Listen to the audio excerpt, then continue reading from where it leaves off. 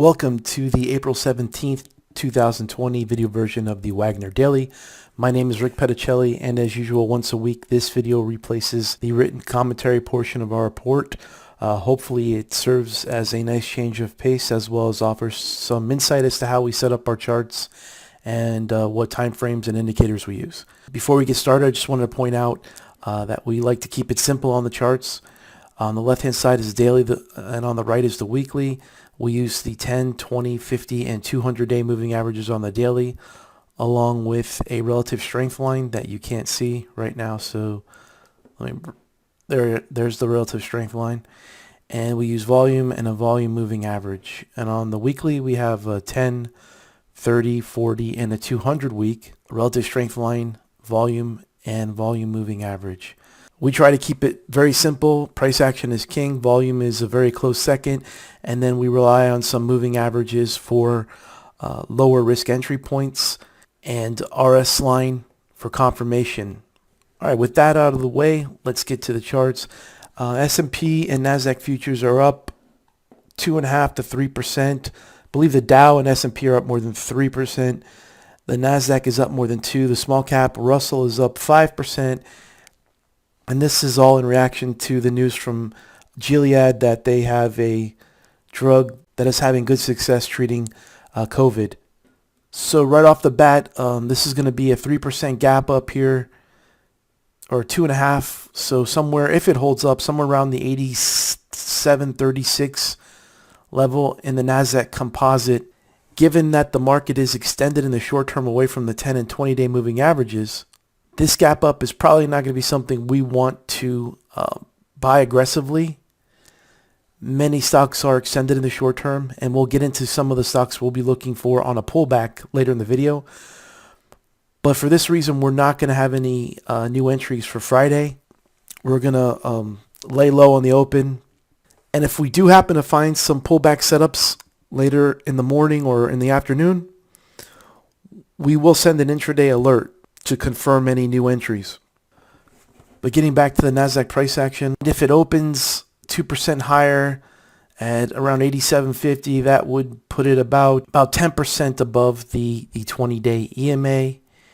And I have a little indicator handy down here. So this indicator is basically the high, today's high versus the 20-day exponential moving average in the NASDAQ composite. And if we were to go back over time here, the past few years, you'll see that anything up to 4 to 5% is very extreme. Up to 3% is about normal. 7%, and with this gap up in the morning, if it holds, will be closer to 9 or 10%. So versus the 20-day EMA, the NASDAQ is historically quite extended. That increases the odds for the market to for the NASDAQ to either pull back in or chop around. So we can either have a correction by time to allow the moving averages to catch up, or a correction by price. Maybe the NASDAQ pulls back in and fills this recent gap here around 82.25. Overall, we think the rally should be in pretty good shape as long as the price holds above the 20-day EMA. In the newsletter, we're currently long NLOK. This chart is not correct. It should be closer to the highs. It broke out above 20 and held Thursday on a pickup in volume, so a good sign. We'll see if it can continue to move higher. VRTX, pretty tight little mini cup and handle here. DXCM moved to a new high on a pickup in volume, and NET also a new closing high on above average volume. In terms of new setups for Friday, we have a few here. These are not official setups, just some ideas for those who like to trade on their own. XLRN has pulled back after a breakout above handle high. So if the price were to clear this 2-bar high, it could be good for a swing trade. FNV, little bull flag here. If you can get above the 2-bar high, and this flag is about a 20% move, so we'd look for a measured move there, possibly 20%. CCXI, strong biotech, potentially in play over the 2-day high. light, trying to break the downtrend line and the 50-day MA, potentially in play over the 2-day high. MNTA looking pretty good. It's tightening up here, going from 40% wide to 20 to 10. Could be in play above the 50-day MA, 29, maybe 29.50, and then wait for the price to clear 30 to add more size. Work is interesting. It moved off the 50-day MA on a pickup in volume. If it could possibly chop around for a session tomorrow, then it could be buyable on Monday above 30. Then we have NVIDIA, which is already out.